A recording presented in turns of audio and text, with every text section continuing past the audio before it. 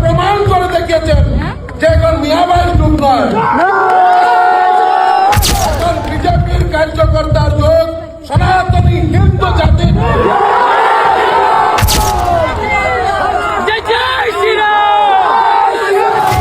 साथियों आपने जरूर इनका स्पीच सुना होगा। इन्होंने कहा कि इस वक्त जो बंगाली में इन्होंने स्पीच दिया है कि मियाँ भाइयर जुग नय, मियाँ भाइयर जुग नय, सनातनी हिंदू दे हिंदू जातिर मियाँ भाइयर जुग नय, এখন বিজেপির কার্যকর্তার যুগ, সনাতনী হিন্দু জাতির। सनातनी हिंदू जातिर जोग, यानी अगर हम हिंदी में इसे ट्रांसलेट करें यानी मियाँ मुस्लिम की जमाना नहीं, जी हाँ मियाँ मुस्लिम की जमाना नहीं, सनातनी हिंदुओं का जमाना है। वही स्पीच जो खट्टर हिंदुत्ववादी जो स्पीच है दोस्तों वो ही है। तो मैं कहना चाहूंगा अब सुनने की जरूरत है और मैं ये क्लियर कर देता हूं आप लोगों को कि ये जो कृष्णेंदु पाल साहब है वो कैबिनेट मंत्री रहे हैं और 3 बार के विधायक हैं और इस बार इन्होंने 45,000 प्लस वोटों से जीत हासिल किया है। लेकिन उनका पीछे का बैकग्राउंड जो है मैं क्लियर सर्टिफिकेट देता हूं। मैंने देखा मोहम्मद शाहिद जो है, हम सच्चाई आप लोगों को पता है मैं बोलता है, उनका कभी भी हेड स्पीच हमने नहीं सुना है, कभी भी नहीं किया है।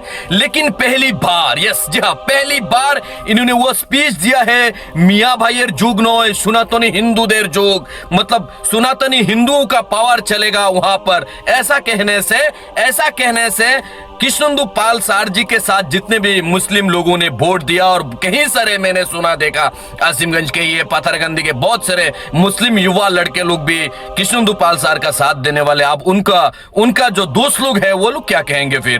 क्या पावर सिर्फ हिंदुओं का चलेगी, मुस्लिम मियाओं का नहीं चलेगा? ये सबसे बड़ी सवाल है दोस्तों। और इन्होंने और इससे बड़ी और एक बात कही है कि इन्होंने कहा कि आसाम में जो कांग्रेस पार्टी है 20 सीटों पर जो जीत हासिल किया है वो मियाओं का पार्टी।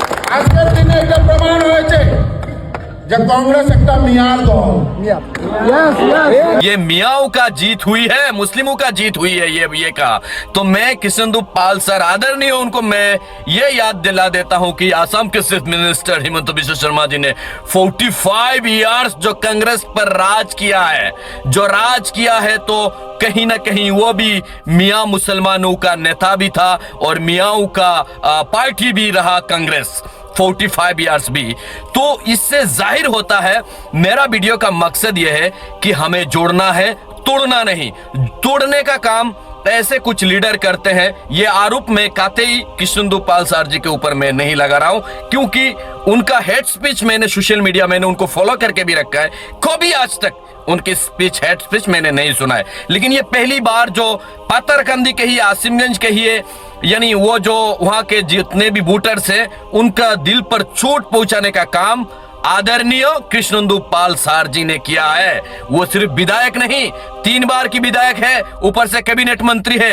इनका जो हेड स्पीच है, ये हेड स्पीच बोलूं या फिर ब्यूटीफुल स्पीच बोलूं, इन्होंने कहा मियाँ भाइयर जुग नय, सनातनी हिंदू जातिर जुग। ये साफ साफ क्लियर है कि मुस्लिम मियाँ मुस्लिमों का कोई पावर नहीं चलेगा, पावर चलेगा तो सनातनी हिंदुओं का चलेगी। মিয়াँ ভাইয়ের যুগ নয়,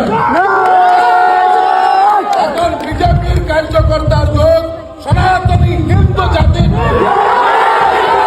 সনাতনী হিন্দু জাতির।